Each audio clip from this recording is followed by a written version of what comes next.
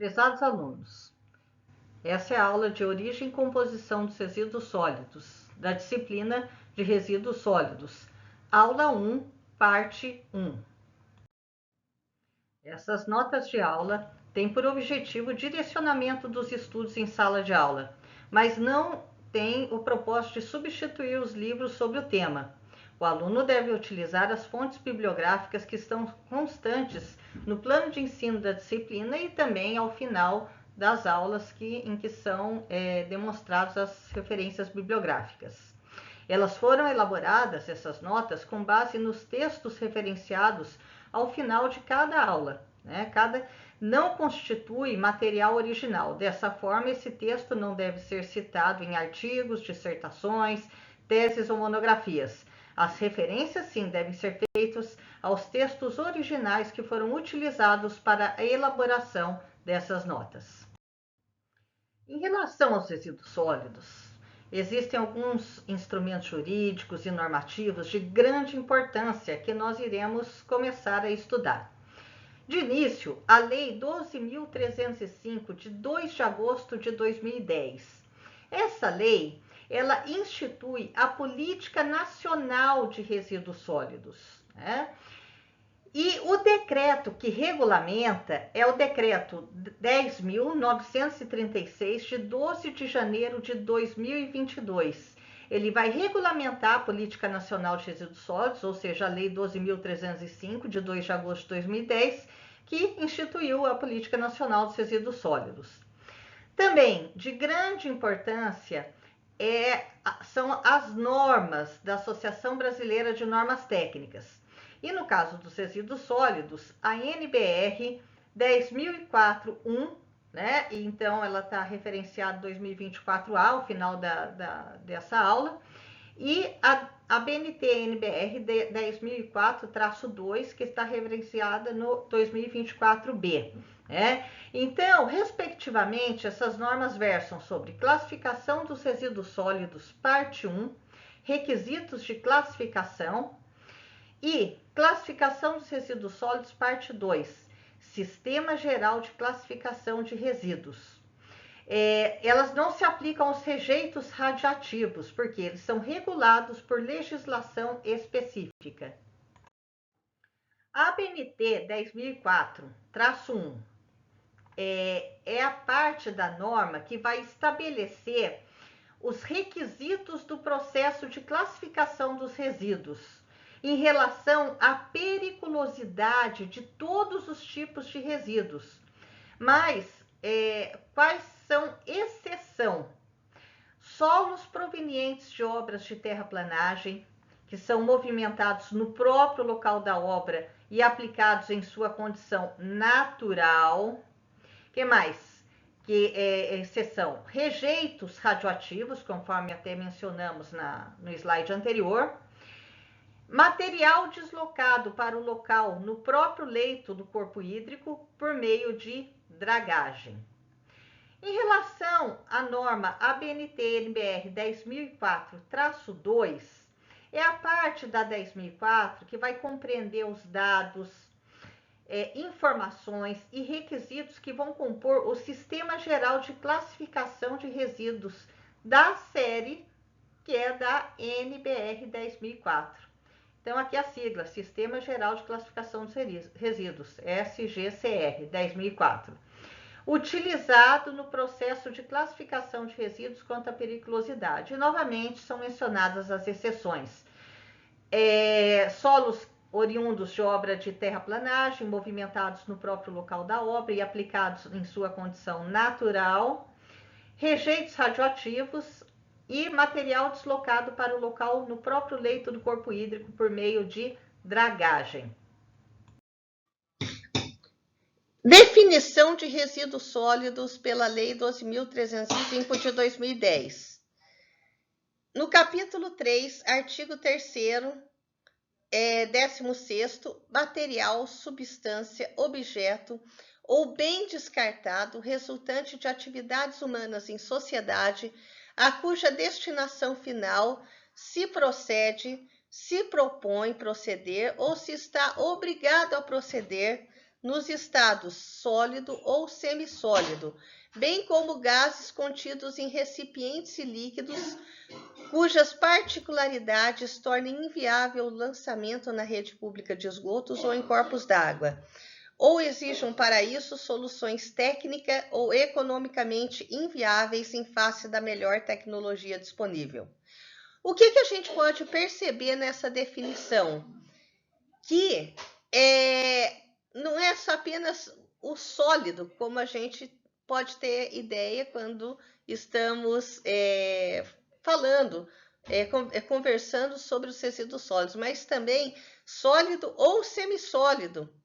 Então, a gente já pensa o quê? Em lodos, por exemplo, de estações de tratamento de efluentes industriais, lodo de tratamento de esgoto, lodo de estação de tratamento de água, bem como gases. Então, os resíduos sólidos, se a gente vê, está juntando o quê? Sólido, semissólido, gases e até alguns líquidos. Gases que estão dentro de recipientes e líquidos cujas particularidades tornem inviável que a gente faça o lançamento na rede pública de esgoto ou em corpos d'água. Ou, para isso, exige uma solução que seja, tanto do ponto de vista econômico quanto do ponto de vista técnico, inviável, mesmo que eu tenha a melhor tecnologia disponível. Então, os resíduos sólidos acabam sendo bem mais abrangentes do que talvez a nossa ideia inicial antes de fazer o curso. Definição de resíduos sólidos de acordo com a NBR 10.004/1 de 2024. Material, substância, objeto ou bem descartado resultante de atividades humanas em sociedade, a cuja destinação final se procede, se propõe a proceder ou se está obrigado a proceder no estado sólido ou semissólido, assim como os gases contidos em recipientes e líquidos, cujas particularidades tornem inviável o seu lançamento na rede pública de esgotos ou em corpos d'água, ou que exijam para isso soluções técnicas ou economicamente inviáveis, mesmo em face da melhor tecnologia disponível. Podemos ver que a definição ela é semelhante à definição da Política Nacional de Resíduos Sólidos, né? A definição que havia em 2004, ela era um pouco menos completa do que essa agora de 2024, né?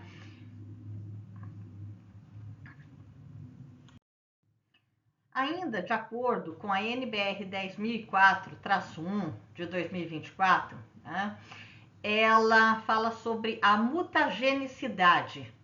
Qual é a definição para mutagenicidade? É importante porque esses termos são usados depois para a classificação do resíduo como perigoso, né? Então, por isso que nós já estamos apresentando algumas definições de interesse. A mutagenicidade é o efeito adverso que vai exprimir a capacidade de induzir mutações em organismos vivos, resultando em uma alteração permanente da quantidade ou ainda da estrutura do material genético de uma célula. Outro termo de grande importância para a classificação dos resíduos sólidos como perigosos é o termo que se refere aos poluentes orgânicos persistentes, POP. São substâncias químicas orgânicas com propriedades tóxicas, resistentes à decomposição e que se bioacumulam e são capazes de permanecer no ambiente por muito, muito tempo. São listadas como poluente orgânico persistente, POP, né, pela Convenção de Estocolmo sobre os poluentes orgânicos persistentes. E a teratogenicidade é a capacidade de um agente químico, físico ou biológico de induzir desenvolvimento anormal, gestacionalmente ou na fase pós-natal. E vai ser expressa pela letalidade, por malformação, retardo do desenvolvimento ou alteração funcional. O que são os rejeitos, de acordo com a Política Nacional de Resíduos Sólidos, Lei 12.305 de 2010? São resíduos sólidos que depois de esgotadas todas as possibilidades de tratamento e recuperação por processos tecnológicos disponíveis e economicamente viáveis, não apresentem outra possibilidade que não a disposição final ambientalmente adequada. Então, depois que a gente tentar de tudo, de reutilizar, de reciclar, né, esgotar todas as possibilidades para tentar ou tratar ou recuperar pelos processos tecnológicos que estão disponíveis e economicamente viáveis, não apresentar outra possibilidade que se não mandar para o que a lei define como disposição final ambientalmente adequada. Gerenciamento, de acordo com a Lei 12.305 de 2010, nossa Política Nacional de Resíduos Sólidos. Capítulo 3, artigo 3º, 10º. Conjunto de ações exercidas, direta ou indiretamente, nas etapas de coleta, transporte, transbordo, tratamento e destinação final ambientalmente adequada dos resíduos sólidos e disposição final ambientalmente adequada dos rejeitos, de acordo com o Plano Municipal de Gestão Integrada de Resíduos Sólidos ou com o Plano de Gerenciamento de Resíduos Sólidos exigidos na forma dessa lei. Então, a gente tem várias etapas no gerenciamento do resíduo, né? Que são a coleta, transporte, transbordo, tratamento e destinação final. Essas etapas, desde lá do acondicionamento, elas têm que ser interligadas. Elas têm que estar uma desenvolvida, uma projetada pensando já na outra, para que não torne inviável uma coleta, porque, por exemplo, os locais de acondicionamento não são compatíveis com equipamento de coleta. Não, isso não pode acontecer, a gente tem que fazer com compatibilidade, para que seja otimizada a coleta, para que seja otimizado o transbordo, para que seja adequado aos locais em que vai fazer o despejo para o local, os silos, por exemplo, de um incinerador, né, para o tratamento daquele resíduo. E a destinação final ambientalmente adequada desses resíduos sólidos, que chegue adequadamente ao aterro, que passe adequadamente pelos locais de transporte. Então, nós temos que pensar de maneira interligada esse gerenciamento, né? E a disposição final ambientalmente adequada dos rejeitos, ou seja, o que a gente acabou de ver, que depois de esgotada todas as possibilidades de recuperação, reciclagem, né, de alguma forma de recuperar o resíduo, né? Então, de acordo com o quê? Com um Plano Municipal de Gestão Integrada de Resíduos Sólidos. A lei, ela exige que haja um Plano Municipal de Gestão Integrada dos Resíduos Sólidos ou Plano de Gerenciamento de Resíduos Sólidos. E ela define quais serão os tipos, as tipologias de resíduos que devem possuir seu plano de gerenciamento. A gestão integrada. Nós falamos um pouquinho no slide anterior, de acordo com a Lei 12.305 de 2010. A gente comentou um pouquinho sobre isso. Capítulo 3º, artigo 3º, capítulo 3, artigo 3º, 11º. É um conjunto de ações voltada para a busca de soluções para os resíduos sólidos, mas de forma a considerar todas essas dimensões: política, econômica, ambiental, cultural e social, com controle social e sempre sob a premissa do desenvolvimento sustentável. Então, nós temos que, não é muito fácil, mas na hora de pensar um plano, elaborar um plano de gerenciamento de resíduos sólidos, nós temos que levar em consideração todas essas dimensões, né, que vão resultar nesse conjunto de ações, né? Então, a dimensão política, a dimensão econômica, a dimensão ambiental, dimensão cultural e dimensão social. E sempre sob essa premissa do desenvolvimento sustentável. Quais são os objetivos da Política Nacional de Resíduos Sólidos? O artigo 7º nos diz aqui, né, tomei alguns incisos aqui, né? Então, o 2, não geração, redução, reutilização, reciclagem e tratamento dos resíduos sólidos, bem como a disposição final ambientalmente adequada dos rejeitos. A gente já tem que começar nos processos produtivos, em todas as formas de processo, de forma a não gerar já. E se gerar, reduzir, minimizar essa geração. Se gerou de forma minimizada, ainda que seja, tentar reutilizar o tanto quanto for possível. E o que não for possível, tentar reciclar. E aí, sim, não conseguir nada disso, tratar dos resíduos sólidos. E aí, fazer a disposição final ambientalmente adequada dos rejeitos. Então, há uma boa diferenciação na lei entre os rejeitos e os resíduos sólidos.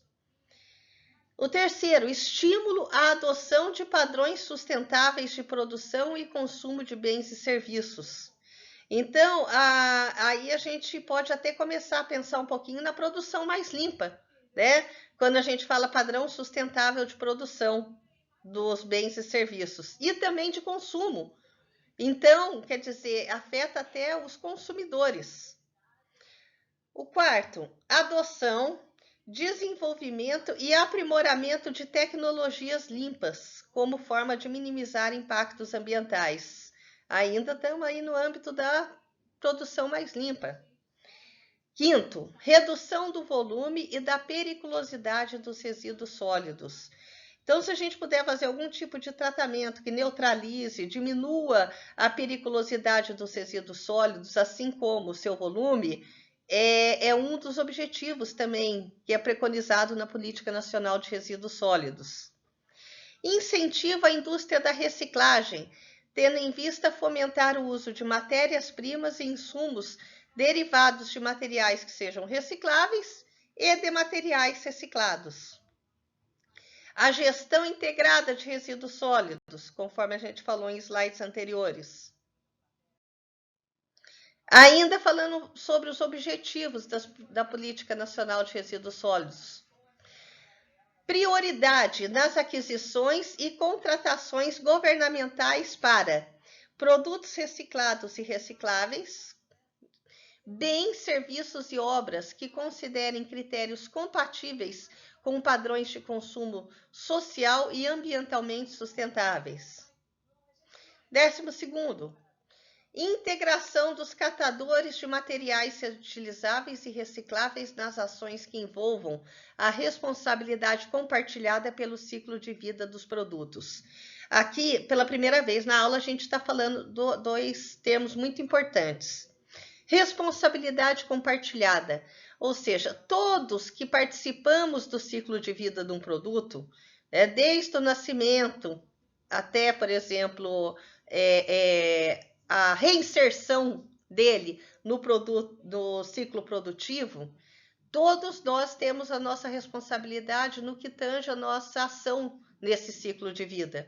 Então, os produtores, os transportadores, os consumidores, todos buscando ações que estejam de acordo com os objetivos da Política Nacional de Resíduos Sólidos, quando um produto ou um resíduo estiver em nosso poder, né?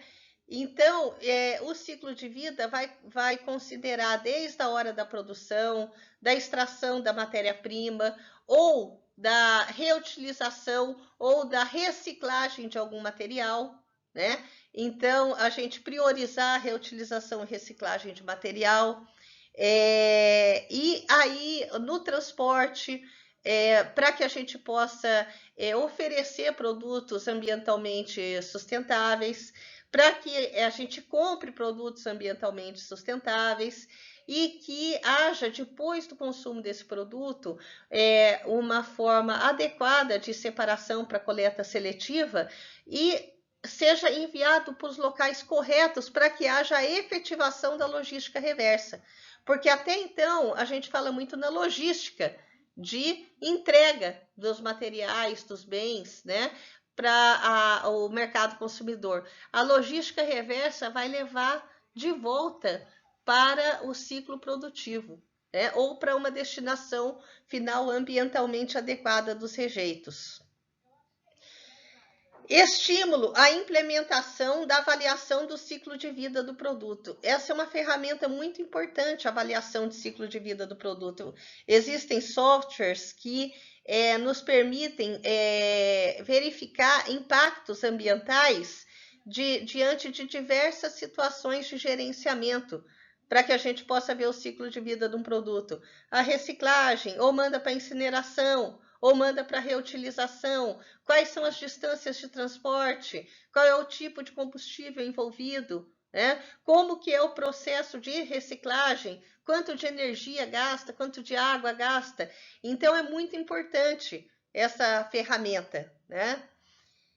Incentivo ao desenvolvimento de sistemas de gestão ambiental e empresarial voltados para a melhoria dos processos produtivos e ao reaproveitamento dos resíduos sólidos, incluídos a recuperação e o aproveitamento energético, esses que estão embutidos no resíduo sólido, né?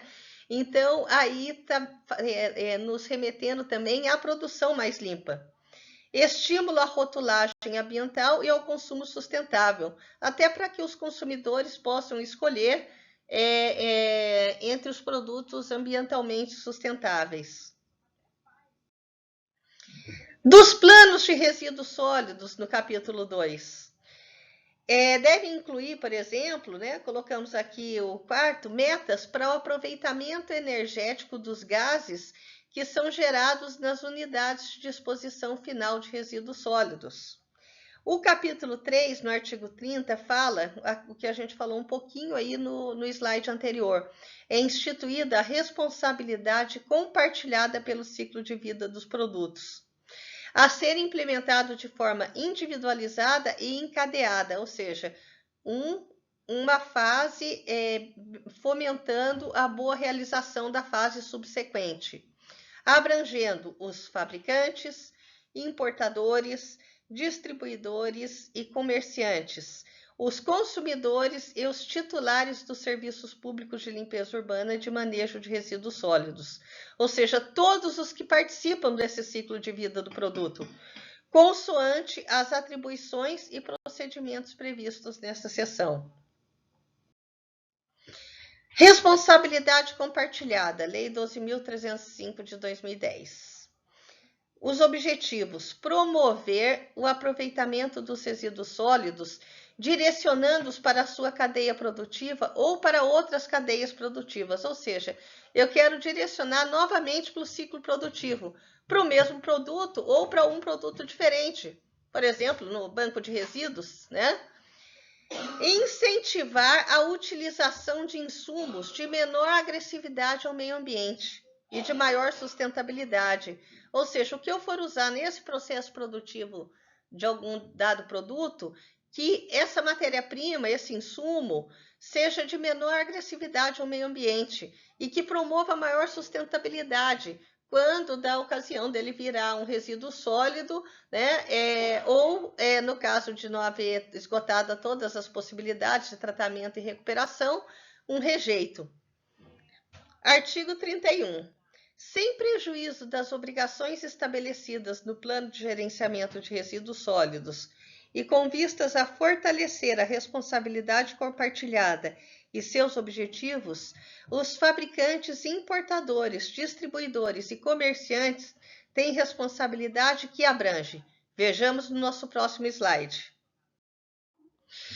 Investimento no desenvolvimento, na fabricação e na colocação no mercado de produtos que sejam aptos, após o uso pelo consumidor, à reutilização, à reciclagem ou a outra forma de destinação ambientalmente adequada. Não colocar um produto que depois não permita nenhuma dessas possibilidades de reinserção no ciclo produtivo. E B, cuja fabricação e uso gerem a menor quantidade de resíduos sólidos possível. Então, que ele, na hora do processo produtivo, ele seja mais bem aproveitado, um rendimento maior, né? Gere a menor quantidade de resíduos sólidos. 3. Que permita o recolhimento dos produtos e dos resíduos remanescentes após o uso, assim como a subsequente destinação final ambientalmente adequada, no caso de produtos objeto de sistema de logística reversa na forma do artigo 33, que nós veremos mais adiante. Então, aqui já começa a fomentar o quê? A logística reversa, né? Que faça o recolhimento desses produtos, dos resíduos remanescentes após o uso, né? Com exemplo de pilhas, baterias, pneus, né? Que já faz parte do dia a dia nosso. Quarto, compromisso de, quando firmados acordos ou termos de compromisso com o município, participar das ações previstas no Plano Municipal de Gestão Integrada de Resíduos Sólidos, no caso dos produtos ainda não inclusos no sistema de logística reversa.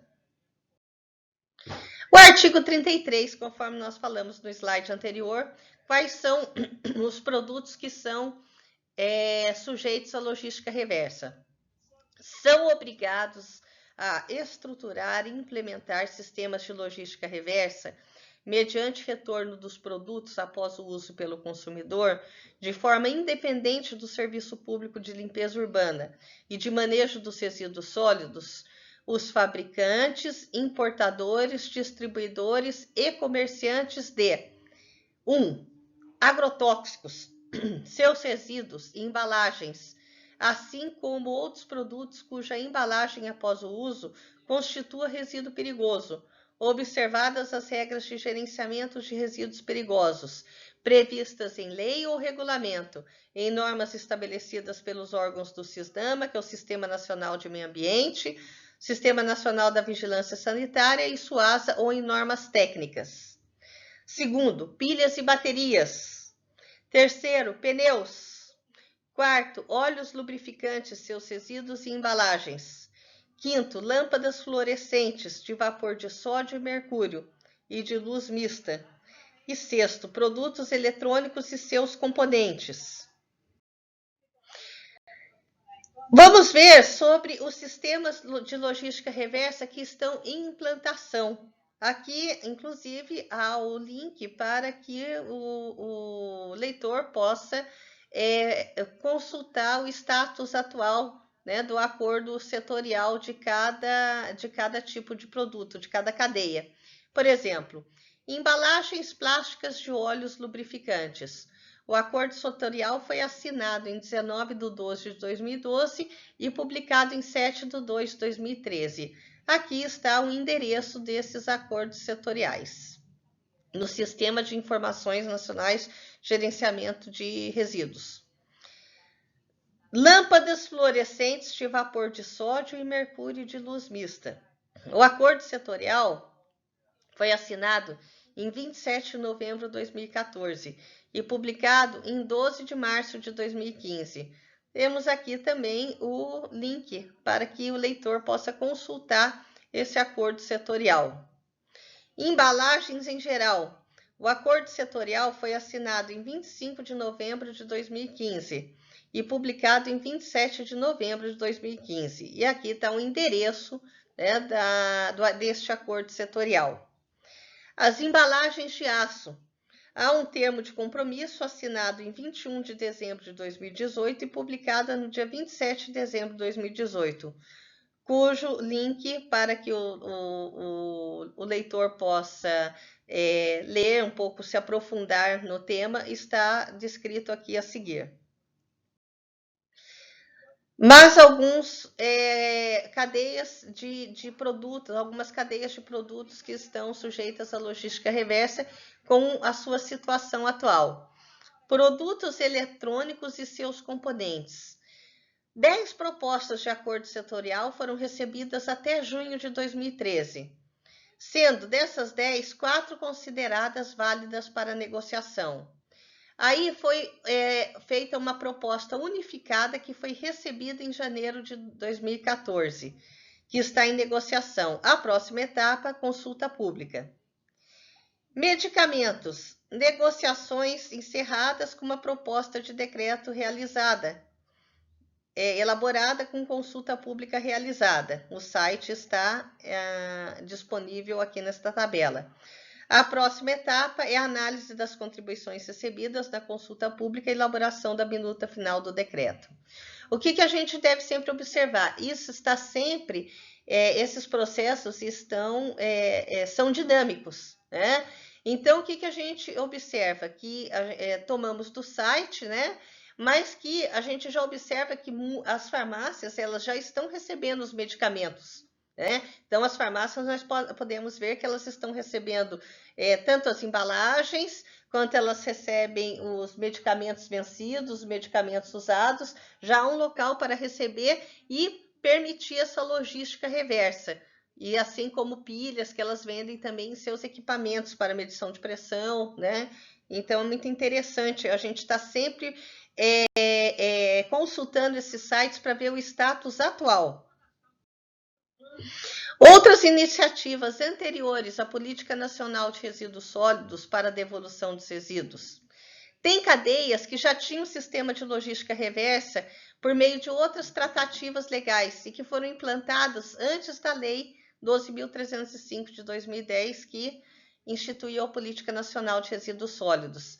Então, o que a gente tinha por resoluções CONAMA, né? Pneus inservíveis, é aquele que não servia mais para que a gente fizesse uma recauchutagem dele, né?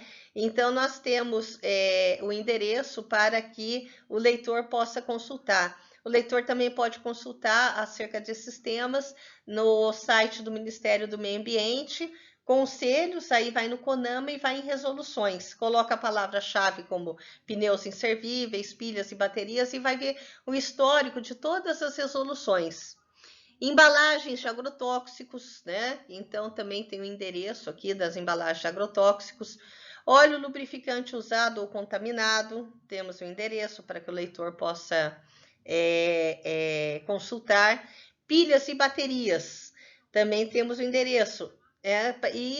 O leitor pode se aprofundar nesse assunto, vendo todo o histórico, todo o desenvolvimento, a elaboração de resoluções CONAMA nesse sentido, né? Das pilhas e baterias, que desde 99 já foi sendo desenvolvida resoluções CONAMAs, e ela foi acompanhando o estado da tecnologia, porque depois de um certo tempo tivemos as pilhas recarregáveis, as baterias, né? Então, houve a criação de muitos produtos diferentes e essas resoluções elas vão acompanhando esse desenvolvimento tecnológico. Para que o leitor tenha uma ideia, né? Temos aqui da Abrelp o gráfico 4, que é os resíduos recicláveis que foram gerados entre 2012 e 2017. Está no livro da Abelp, né? E foi elaborado pela LCA Consultores com relação ao gráfico 4, resíduos recicláveis gerados, com base nos dados do Sistema Nacional de Informações de Saneamento, 2012, e as diversas associações dos resíduos gerados, né? Quais sejam plástico, papel, papelão e alumínio. E nós podemos ver a quantidade dos resíduos recicláveis que foram recuperados para cada um dos anos também, 2012 a 2017. Tanto os gráficos 4 quanto o gráfico 5 estão em toneladas por dia, para plástico, papel, papelão e alumínio. E o gráfico 5 foi também elaborado pela LCA Consultores com base em dados das associações. E o gráfico foi extraído do Panorama Nacional de Resíduos Sólidos 2017 da Abrelp. Padrões sustentáveis de produção e consumo, de acordo com a Lei nº 12.305 de 2010. São a produção e o consumo de bens e serviços de forma a atender às necessidades das atuais gerações e permitir melhores condições de vida sem comprometer a qualidade ambiental e o atendimento das necessidades das gerações futuras. Então, podemos ver que está preconizado no quê? No desenvolvimento sustentável, né? No que a gente entende aí por desenvolvimento sustentável. Reciclagem, de acordo com a Lei nº 12.305 de 2010, a Política Nacional de Resíduos Sólidos. A definição é o processo de transformação dos resíduos sólidos que envolve a alteração de suas propriedades físicas, físico-químicas ou biológicas, com vistas à transformação em insumos ou novos produtos, observadas as condições e os padrões estabelecidos pelos órgãos competentes do SISDAMA, Sistema Nacional do Meio Ambiente, e se couber, do Sistema Nacional de Vigilância Sanitária e do SUASA. Um exemplo disso é a compostagem. É matéria orgânica do mesmo jeito, mas as propriedades físico-químicas são bem diferentes do que o produto original que deu origem. A reutilização é o processo de aproveitamento dos resíduos sólidos sem a transformação biológica, física ou físico-química, observadas as condições e padrões estabelecidos pelos órgãos competentes do Sistema Nacional de Meio Ambiente e, se couber, do Sistema Nacional de Vigilância Sanitária e do SUASA. Ciclo de vida do produto. Como que ele é abordado na Lei número 12.305 de 2010? É uma série de etapas que envolvem o desenvolvimento do produto, a obtenção de matérias-primas e insumos, o processo produtivo, o consumo e a disposição final. Então, a gente vai até a disposição final dele. Lembrando que a gente vai falar ainda nesse curso sobre economia circular, que a gente vai tentar falar sobre esses ciclos, fomentar a economia da maneira que seja fomentado esses ciclos de reaproveitamento, reutilização, reciclagem dos produtos e devolvê-lo ao ciclo produtivo, né? São princípios da Política Nacional de Resíduos Sólidos. Então, a gente viu os objetivos anteriormente, agora no artigo 6º a gente vai falar dos princípios da Política Nacional de Resíduos Sólidos. 1. A prevenção e a precaução. Prevenir, né? Então, já não ter a geração do resíduo sólido. O poluidor pagador e o protetor recebedor. Terceiro, a visão sistêmica na gestão dos resíduos sólidos, que considere as variáveis ambiental, social, cultural, econômica, tecnológica e de saúde pública. Quarto, o desenvolvimento sustentável.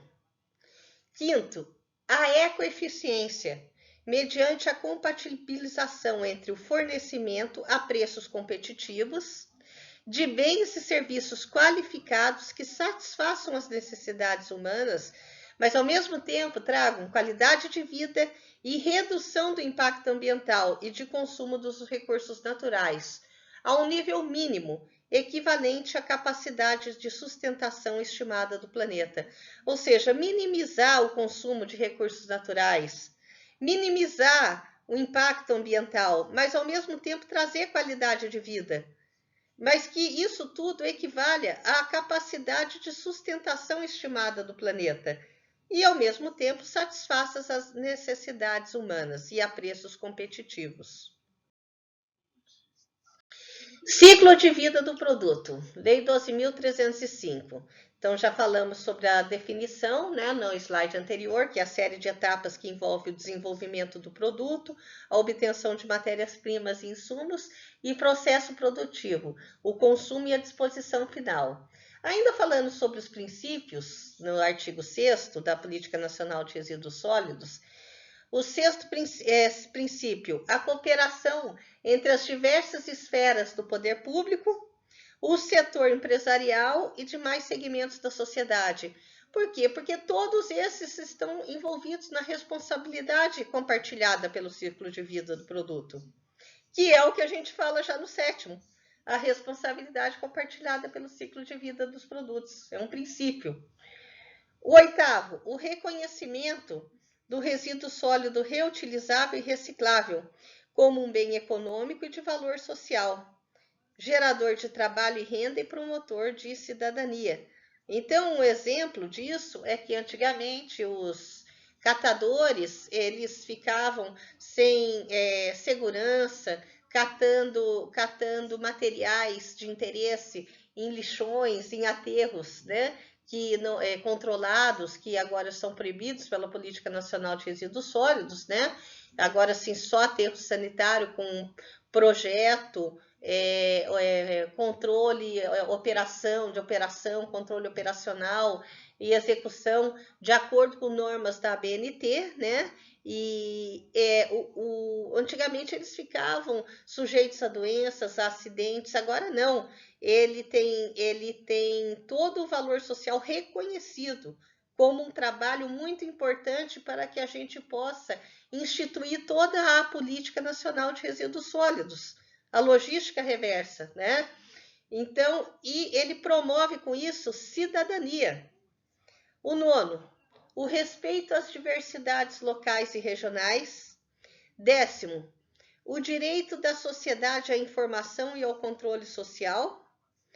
E 11º, a razoabilidade e a proporcionalidade, como a gente pode observar em resolução CONAMA, por exemplo, do pneu, que nós temos uma formulinha dos pneus, né? Para que com relação que tem relação à variável de mercado de reposição. Recuperação energética. Artigo 9º da Política Nacional de Resíduos Sólidos. Na gestão e gerenciamento de resíduos sólidos, deve ser observada a seguinte ordem de prioridade. Nós já falamos até dessa ordem de prioridade. Não geração. Se não conseguiu não gerar, reduzir, na forma da redução. Reutilização. Não conseguiu reduzir, não conseguiu não gerar, pelo menos reutiliza.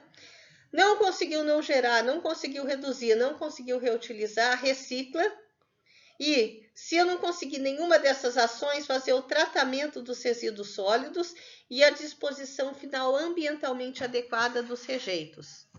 Parágrafo 1º. Poderão ser utilizadas tecnologias visando a recuperação energética dos resíduos sólidos urbanos, desde que tenha sido comprovada sua viabilidade técnica e ambiental. E, claro, com a implantação de programa de monitoramento de emissões de gases tóxicos aprovado pelo órgão ambiental. Órgãos de controle ambiental, por exemplo, os estaduais. Dos estaduais, o exemplo é a CETESB, do estado de São Paulo. A recuperação energética, de acordo com o artigo 31 do decreto que regulamentou a Política Nacional de Resíduos Sólidos, 10.936 de 2022, ele menciona que a recuperação energética dos resíduos sólidos urbanos, a que se refere o parágrafo 1 do artigo 9º da Política Nacional de Resíduos Sólidos de 2010, qualificados nos termos do disposto da linha C do inciso 1 do caput do artigo 13 desta lei, será disciplinada de forma específica em ato conjunto dos ministros de Estado do Meio Ambiente, de Minas e Energia e Desenvolvimento Regional. O parágrafo único do artigo 31 diz que o disposto neste artigo não se aplica ao aproveitamento energético dos gases gerados na biodigestão e na decomposição da matéria orgânica dos resíduos sólidos urbanos em aterros sanitários.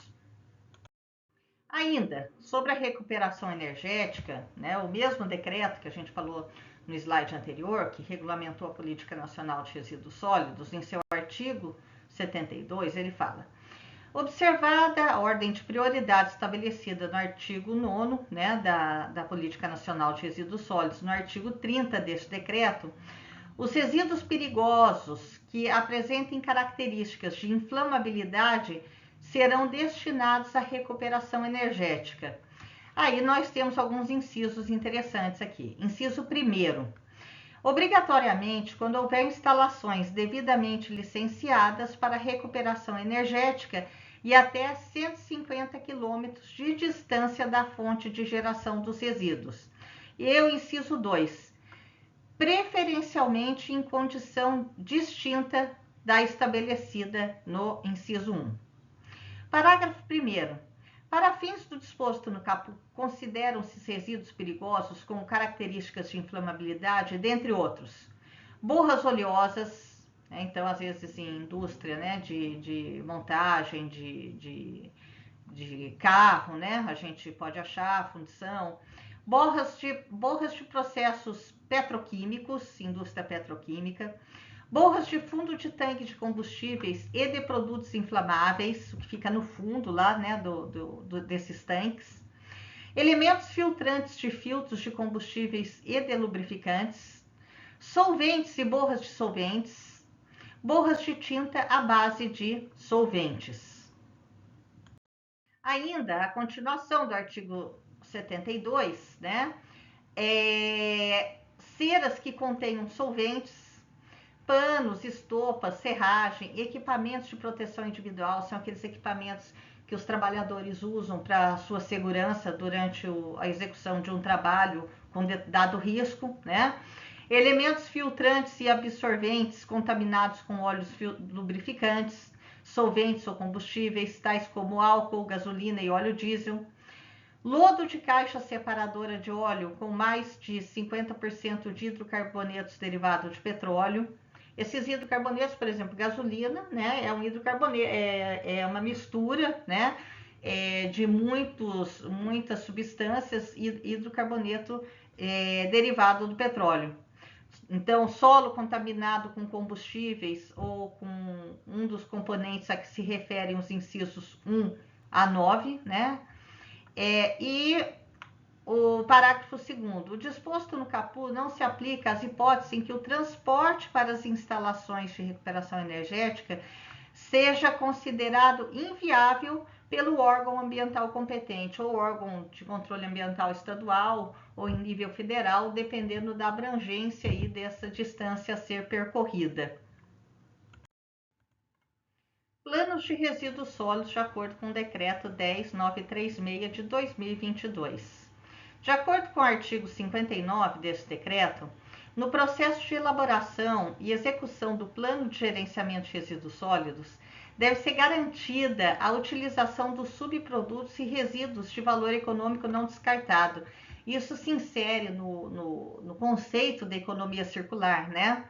Quer seja de origem animal ou vegetal, a que se referem as leis 8171 de 1991 e 9972 de 2000, como insumos de cadeias produtivas. O parágrafo único deste artigo 59 nos diz que devem ser garantidos o aproveitamento de biomassa na produção de energia e o re-refino de óleos lubrificantes usados na forma prevista na legislação aplicável. Plano de Resíduos Sólidos, nosso Sistema Nacional de Informações de Resíduos Sólidos, que foi criado, né, como uma consequência da nossa Política Nacional de Resíduos Sólidos.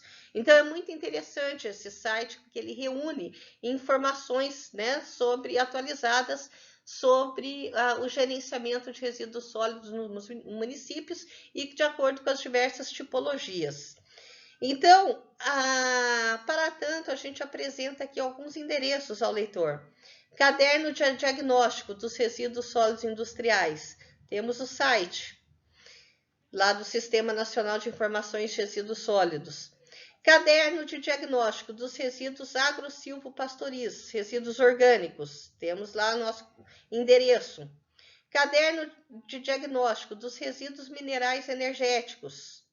Caderno de Diagnóstico dos Resíduos Sólidos da Atividade de Mineração. Então, é muito interessante, se o leitor quiser se aprofundar em alguns desses tipos de resíduos, sobre a existência dos planos. Ainda sobre o decreto 10.936, 2022, né, e sobre a temática de resíduos perigosos, o artigo 68, ele fala, para fim do disposto nesse decreto, consideram-se geradores ou operadores de resíduos perigosos os empreendimentos ou as atividades. Aí nós temos o inciso 1 ao 5 aqui, né? Então, 1, cujo processo produtivo gere resíduos perigosos. Esse é o primeiro que vem à mente, mas não são somente esses empreendimentos que gerem resíduos perigosos, mas também no inciso 2, cuja atividade envolva o comércio de produtos que possam gerar resíduos perigosos e cujo risco seja significativo a critério do órgão de controle ambiental. 3, inciso 3, que prestem serviços que envolvam a operação com produtos que possam gerar resíduos perigosos e cujo risco seja significativo a critério do órgão ambiental. Inciso 4, que prestem serviços de coleta, transporte, transbordo, armazenamento, tratamento, destinação e disposição final de resíduos ou rejeitos perigosos, ou ainda o inciso 5, que exerçam atividades classificadas como geradoras ou como operadoras de resíduos perigosos, em normas editadas pelos órgãos do SISNAMA, Sistema Nacional de Meio Ambiente, da Sistema Nacional de Vigilância Sanitária ou SUASA. O artigo 69 fala que as pessoas jurídicas que operam com resíduos perigosos, em qualquer fase do seu gerenciamento, elas são obrigadas a elaborar plano de gerenciamento de resíduos perigosos e devem submeter ao órgão competente do SISNAMA. E, quando couber, ao Sistema Nacional de Vigilância Sanitária e do SUASA, observadas as exigências técnicas, as exigências estabelecidas nesse decreto ou em norma técnica específica. Quando uma lei fala, né, observado o decreto, observada a lei, ou em norma técnica, ele está obrigando que a gente siga as normas ABNT, Associação Brasileira de Normas Técnicas, por exemplo. Né? Então, aí a gente tem que observar o que está naquela norma técnica vigente. Parágrafo único. O plano de gerenciamento de resíduos perigosos poderá constar do plano de gerenciamento de resíduos sólidos em geral. Cadastro Nacional de Operadores dos Resíduos Perigosos. Então, de acordo com o Ministério do Meio Ambiente, né, referência de 2017, a Política Nacional de Resíduos Sólidos define como um de seus instrumentos o Cadastro Nacional de Operadores de Resíduos Perigosos e atribui o seu gerenciamento ao IBAMA. Então, para não criar um novo cadastro, optou-se por realizar a coleta de informações sobre a operação de resíduos perigosos por meio do CTF, que é o Cadastro Técnico Federal. Já havia um cadastro. Então, para não criar um novo cadastro, aproveitou os dados desse cadastro, as informações desse cadastro. A inscrição nesse Cadastro Técnico Federal corresponde para aquelas empresas que informarem algum tipo de operação com resíduos perigosos. E ele fala que dá o cadastramento automático nesse Cadastro Nacional de Operadores de Resíduos Perigosos. Além da inscrição no CTF, as pessoas jurídicas obrigadas à elaboração do Plano de Gerenciamento de Resíduos Sólidos e de resíduos perigosos, nos termos da nossa Política Nacional dos Resíduos Sólidos, o que elas devem fazer? Se inscrever no Cadastro Técnico Federal de Atividades e Instrumentos de Defesa Ambiental, para identificação dos responsáveis técnicos pelos respectivos planos, conforme as categorias do anexo 1 da Instrução Normativa 10 de 2013. As atividades potencialmente poluidoras que caracterizam a geração, armazenamento, transporte e destinação de resíduos perigosos, elas estão indicadas nesse anexo da Instrução Normativa 1 de 2013. E outra norma importante, né, também é a Instrução Normativa 13 de 2012 do IBAMA, que ela vai publicar quem? A Lista Brasileira de Resíduos. Com relação à Instrução Normativa número 13, de 18 de dezembro de 2012, que fala sobre a Lista Brasileira de Resíduos Sólidos, é muito interessante a gente entender como que pode se definir um resíduo sólido, né, completamente pelo código desses 6 dígitos para os resíduos, né, e, respectivamente, de 2 e 4 dígitos para os números de capítulos e subcapítulos. Lembrando que a Lista Brasileira de Resíduos Sólidos foi inspirada na Lista Europeia de Resíduos Sólidos. Então, o capítulo ele está definido pelo primeiro número, por exemplo, 07. Contando o número o código de 2 dígitos do capítulo, mais dos outros 2 dígitos, o 03, 07 e 03, nós temos o quê? A definição para o subcapítulo. Se a gente considerar os 6 dígitos, que é o capítulo, o subcapítulo que envolve o capítulo, e o dígito 04, os dígitos 04, nós temos a definição do resíduo. Quando a gente tem uma indicação de um resíduo perigoso, a gente tem essa estrelinha, né? E para esse exemplo 07, 03, 04 é a descrição. Outros solventes, líquidos de lavagem e efluentes orgânicos. Essa instrução normativa, colocamos o endereço, né? Ele está nas referências bibliográficas, mas aqui para o leitor, para facilitar, já tem até o endereço, caso o leitor queira se aprofundar no tema. Capítulos da lista, por exemplo, 01. Resíduos de prospecção e exploração de minas e pedreiras, bem como os tratamentos físicos e químicos das matérias extraídas. 02. Resíduos da agricultura, horticultura, aquicultura, silvicultura, caça e pesca e da preparação e processamento de produtos alimentares. 03. Resíduos do processamento de madeira e da fabricação de painéis, mobiliário, papel e celulose. 04. Resíduos da indústria do couro e produtos de couro e da indústria têxtil. 05. Resíduos da refinação de petróleo, da purificação de gás natural e do tratamento pirolítico do carvão. 06. Resíduos de processos químicos inorgânicos. 07. Resíduos de processos químicos orgânicos. 08. Resíduos da fabricação, formulação, distribuição e utilização de revestimentos. Tintas, vernizes e esmaltes vítreos. Colas, vedantes e tintas de impressão. 09. Resíduos da indústria fotográfica. 10. Resíduos de processos térmicos. Temos mais uns capítulos da lista. 11. Resíduos de tratamentos químicos e revestimentos de metais e outros materiais. Resíduos da hidrometalurgia de metais não ferrosos. 12. Resíduos da moldagem e do tratamento físico e mecânico de superfície de metais e de plásticos. 13. Óleos usados e resíduos de combustíveis líquidos, exceto os óleos alimentares, e capítulos 5, 12 e 19. Capítulo 14. Resíduos de solventes, fluidos de refrigeração e gases propulsores orgânicos, exceto o capítulo 07 e 08. Capítulo 15. Resíduos de embalagens, absorventes, panos de limpeza, materiais filtrantes e vestuários de proteção não anteriormente especificados. Capítulo 16. Resíduos não especificados em outros capítulos dessa lista. 17. Resíduos de construção e demolição, incluindo solos escavados de locais contaminados. Capítulo 18. Resíduos do serviço de saúde.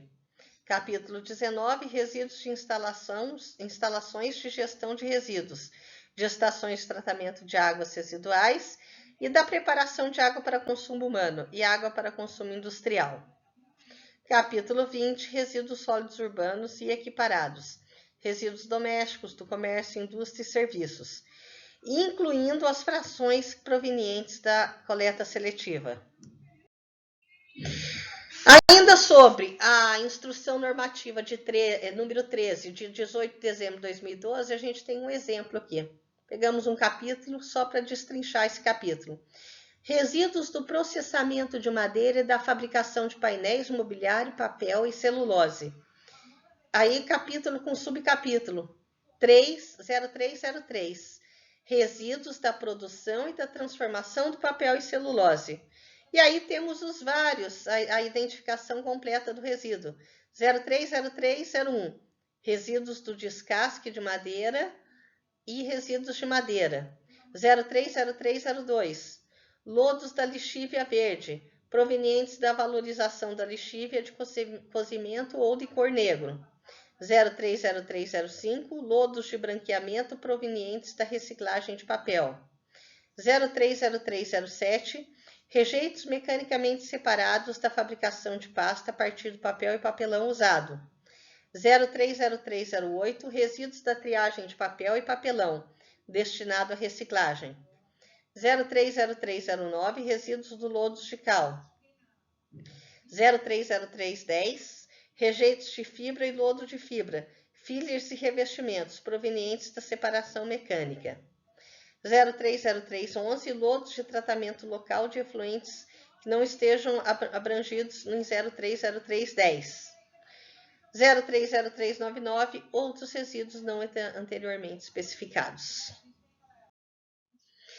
As instituições responsáveis pelos resíduos sólidos municipais e perigosos, de acordo com a Constituição Federal, nos incisos 6º e 9º do artigo 23, estabelecem ser competência comum da União, dos Estados, do Distrito Federal e dos municípios proteger o meio ambiente e combater a poluição em qualquer uma das suas formas, bem como promover programas de construção de moradias e melhoria do saneamento básico. Os incisos 1º e 5º do artigo 30 da Constituição Federal, que determina como atribuição municipal legislar sobre assuntos de interesse local, especialmente quanto à organização de serviços públicos, como é o caso da limpeza urbana. A lei federal, ela preconiza sobre o licenciamento ambiental, ou seja, aquelas licenças prévias de instalação e de operação. Esse processo de licenciamento é exigível sem prejuízo de outras licenças exigíveis. Então, com isso, prevê-se a possibilidade da exigência até de licenças municipais. Então, nós temos, tanto no âmbito federal quanto estadual, quanto em nível municipal, de legislar sobre interesses relacionados à gestão de resíduos sólidos municipais e perigosos. O município ele vai ter competência para estabelecer o uso do solo em seu território. A gente sabe, o zoneamento, por exemplo, né, então tem as áreas industriais, áreas de proteção ambiental, né? Então o município tem essa competência. E instituir parâmetros ambientais para concessão ou não dessas licenças para qualquer construção, assim como alvará de localização para funcionamento de qualquer atividade, de acordo com de Almeida e Vilhena, 2001. Resíduos de serviço de saúde. A correta manipulação dos resíduos no interior das unidades correlatas à saúde tem que ser de modo a separar, a segregar os resíduos com potencial real de contaminação daqueles que não têm esse potencial, pode ser considerado comum, por exemplo, da parte administrativa de um local que presta serviço de assistência sanitária à população. De grande interesse, nós iremos ver em aula específica de resíduos de serviços de saúde, né? Essas resoluções do CONAMA, né? Inclusive a 358, né, de 2005, que vai dispor sobre o tratamento e a disposição final dos resíduos de serviços de saúde e da outras providências. E a resolução da diretoria colegiada, número 222 de 2018, março de 2018, vai regulamentar as boas práticas de gerenciamento dos resíduos de serviços de saúde e da outras providências. E essas são as referências bibliográficas da aula de hoje. Muito obrigado pela atenção, pela vossa atenção.